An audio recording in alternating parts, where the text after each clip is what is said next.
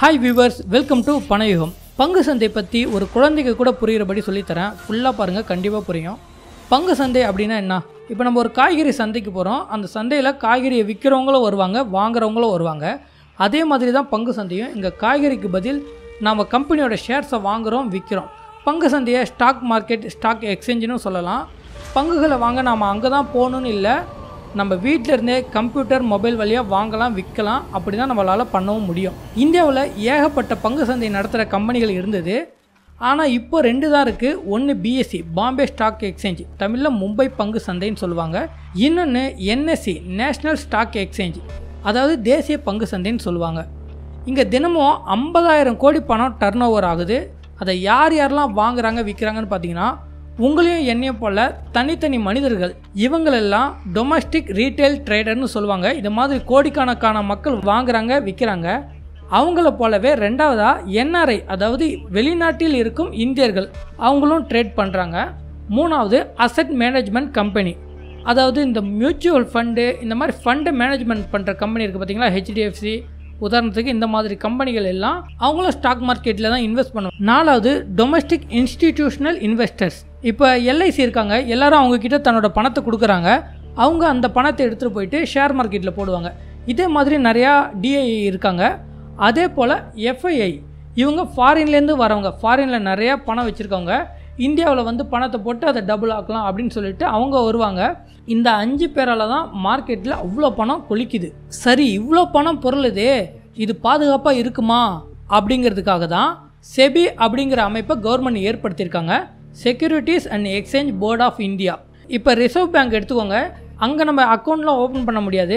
ஆனால் மற்ற பேங்க் எல்லாமே எப்படி ஒழுங்காக வேலை செய்யுதா, அதுக்கு ரெகுலேஷன்லாம் எப்படி இருக்கணும் அப்படிங்கிறது எல்லாமே சொல்லுவாங்களே. அதே போல் தான் செபிங்கிறவங்க ஸ்டாக் மார்க்கெட் எப்படி செயல்படணும், அதுக்கு என்னென்ன ரூல்ஸ் அண்ட் ரெகுலேஷன் எல்லாமே அவங்க தான் சொல்லுவாங்க.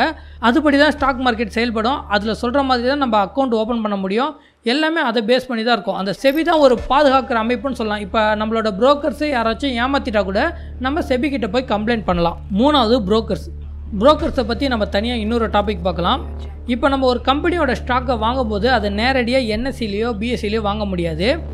அது செபிக்கிட்டையும் இந்த என்எஸ்சிக்கிட்டையும் ரிஜிஸ்டர் பண்ணியிருக்க புரோக்கர்ஸ் இருப்பாங்க. அவங்க மூலிமா தான் நம்ம ஸ்டாக்கை வாங்க முடியும். இந்தியாவில் நிறைய புரோக்கர்ஸ் இருக்காங்க. அதில் எது பெஸ்ட்டோ அதில் நம்ம அக்கௌண்ட்டை ஓப்பன் பண்ணிக்கலாம். உதாரணத்துக்கு ஜெரோதான ஒரு புரோக்கர் இருக்காங்க. இப்போ நம்ம ஜெரோதா கிட்ட போய் அக்கௌண்ட் ஓப்பன் பண்ணணும் அப்படின்னு சொன்னால் அவங்களோட வெப்சைட் போகணும். அங்கே போனால் நம்மளோட பேன் கார்டு கேட்பாங்க, பேங்க் டீட்டெயில் கேட்பாங்க, ஃபோட்டோஸ் கேட்பாங்க, ஆதார் கார்டு கேட்பாங்க. இந்த மாதிரி டீட்டெயிலெலாம் கொடுத்து நம்ம 2 அக்கௌண்ட் ஓப்பன் பண்ணுவோம். ஒன்று ட்ரேட் அக்கௌண்ட்டு, இன்னொன்று டிமேட் அக்கௌண்ட்டு. இந்த டிமேட் அக்கௌண்ட்டுங்கிறது தான் ரொம்ப ரொம்ப முக்கியம்.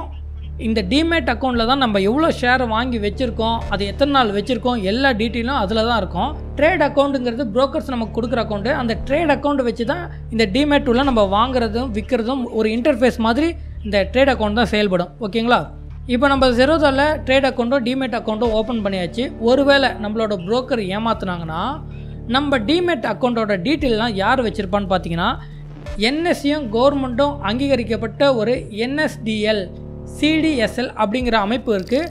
அந்த அமைப்பில் தான் நம்மளோட டிமேட் அக்கௌண்ட்டோட முழு டீட்டெயிலும் இருக்கும். அங்கே கூட போய் நம்ம கிளைம் பண்ணலாம். அந்த நிலைமைலாம் வராது. ஓகேங்களா? ஏன்னா புரோக்கர்ஸே மோஸ்ட்லி நல்ல புரோக்கர்ஸை தேர்ந்தெடுத்து போகிறது தான் நல்லது. இப்போ உதாரணத்துக்கு நம்ம ஒரு கம்பெனியோட ஷேர் வாங்குகிறோம். கல்யாண் ஜுவல்லர்ஸ் இருக்குது, அதோட விலை இன்றைக்கி 100 ரூபா விற்கிது.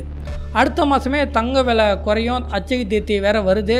ஸோ நிறைய மக்கள் தங்க வாங்க போகிறாங்கன்னு உங்களுக்கு தெரியுதுன்னா, நான் என்கிட்ட 1 லட்ச ரூபா இருக்குது. இன்றைக்கி நான் ஒரு ஷேர் 100 ரூபானா 1000 ஷேர் வாங்குகிறேன். எவ்வளோ வருது? 1 லட்ச ரூபா தோராயமாக சொல்கிறேன், வாங்குகிறேன்.